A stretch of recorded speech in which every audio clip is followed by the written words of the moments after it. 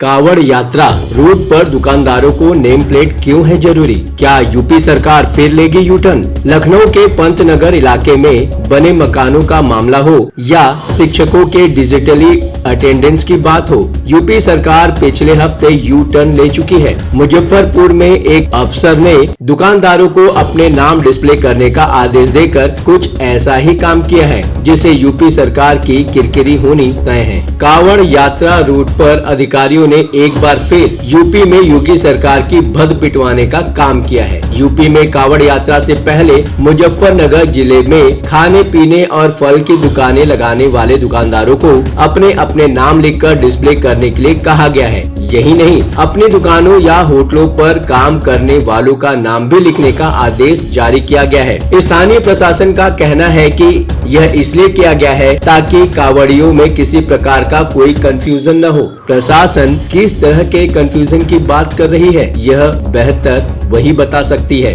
पर इतना तो तय है कि उसने उत्तर प्रदेश की बीजेपी सरकार को एक बार फिर शर्मिंदा किया है। जिस तरह इस मुद्दे पर राजनीति शुरू हो गई है, ऐसा लगता है कि शासन इसी हफ्ते अपने चौथे फैसले को पलटने का आदेश जारी करेगी। इसी हफ्ते सरकार ने शिक्षकों के डिजिटल अटेंडेंस, पंतनगर कॉलोनी को जमींदोज करने और बिजली विभाग के FIR करने के फैसले पर यू टर्न लिया है। जाहिर है कि मुजफ्फरनगर प्रशासन के इस फैसले को लेकर भी सियासी माहौल गर्म किया जा रहा है। सपा प्रमुख अखिलेश यादव, BSP प्रमुख मायावती समेत तमाम विपक्षी दलों के नेताओं ने इस पर आपत्ति जताई है। इससे बड़ी बात क्या हो सकती है कि खुद बीजेपी की सहयोगी JDU भी इस फैसले से सहमत नहीं दिख रही है। जब तक उत्तर प्रदेश सरकार तक ये बात पहुंचेगी, तब तक सरकार की किरकिरी इतनी हो चुकी होगी कि डैमेज कंट्रोल करना मुश्किल हो जाएगा। बवाल को आमंत्रण देना। सावन के महीने में कावड़ यात्रा वैसे ही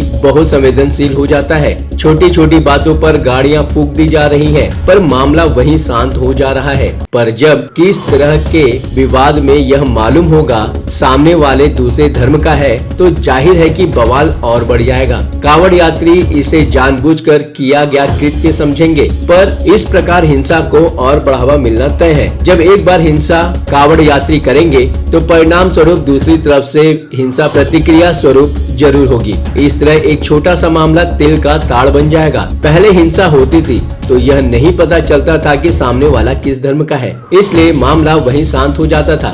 अगर दंगे होते हैं तो योगी सरकार की प्रतिष्ठा पर आंच आएगी। उत्तर प्रदेश में अपनी 7 साल की सरकार में CM योगी आदित्यनाथ ने प्रदेश में एक भी दंगे नहीं होने दिया है। दूसरी बात है, ये राजनीतिक रूप से गलत है। ऐसे समय में जब प्रदेश के 10 सीटों पर उपचुनाव होने वाले हैं, इस तरह की घटनाएं भारतीय जनता पार्टी के लिए राजनीतिक रूप से ठीक नहीं है। जिन स्थानों पर उपचुनाव होने वाले हैं, उनमें से कई सीटें मुस्लिम बाहुल्य जनसंख्या वाली हैं। बीजेपी की आंतरिक बैठकों में मुस्लिम बहुल सीटों पर मुस्लिम कैंडिडेट्स खड़े करने की बात हो रही है। क्या ऐसे फैसले में मुस्लिम समुदाय से पार्टी की दूरी और बढ़ाने वाले नहीं होगी? इस तरह के फैसलों से जरूर कुछ कट्टरवादी हिंदुओं का तुष्टीकरण होता होगा, पर अधिकतर हिंदू इस तरह की कट्टरता के खिलाफ ही होते हैं। नाम डिस्प्ले होने से बहुत से गरीब मुसलमानों की रोजी रोटी खत्म होगी, जो बहुत से हिंदुओं को पसंद नहीं आएगी। तीसरी बात, संविधान की मूल भावना के खिलाफ कोर्ट रद्द कर देगा ऐसा आदेश। संविधान बचाओ नारे से परेशान भारतीय जनता पार्टी के लिए यह फैसला भारी पड़ सकता है। भारतीय संविधान देश के नागरिकों में किसी भी प्रकार से भेदभाव करने पर रोक लगाता है। देश में हर किसी को हर तरह का व्यापार करने की छूट प्रदान की गई है। यह फैसला सीधे सीधे तो किसी को व्यापार करने से नहीं रोक रहा है, पर इस फैसले के परिणाम स्वरूप बहुत से दुकानदारों की रोजी रोटी प्रभावित होगी। जब से रोटी पर थूक लगाते, झूठे फलों को बेचते विशेष समुदाय के दुकानदारों के वीडियो वायरल होने लगे हैं, बहुत से लोग दूरी बनाने लगे हैं। अनजाने में तो बहुत से मुस्लिम दुकानदारों से खरीदारी लोग करते रहे हैं, पर जब नाम डिस्प्ले होने लगेगा तो बहुत से लोग उनसे सामान खरीदने से बचना चाहेंगे। अगर इस आदेश को कोर्ट में चैलेंज किया जाता है, तो निश्चित ही कोर्ट ऐसे भेदभाव करने वाले आदेश को निरस्त कर देगा। जाहिर है इसमें यूपी सरकार की ही किरकिरी होगी। चौथी बात यह है कि सामाजिक रूप से भी ये गलत है। बेरोजगार लोग ही असामाजिक तत्व बनते हैं। जो समाज इस तरह के भेदभाव करता है, वह कभी फलता फूलता नहीं है। अगर एक बार इस फैसले का क्रियान्वयन हो जाता है, तो जाहिर है कि आगे भी इस प्रकार के फैसले होंगे।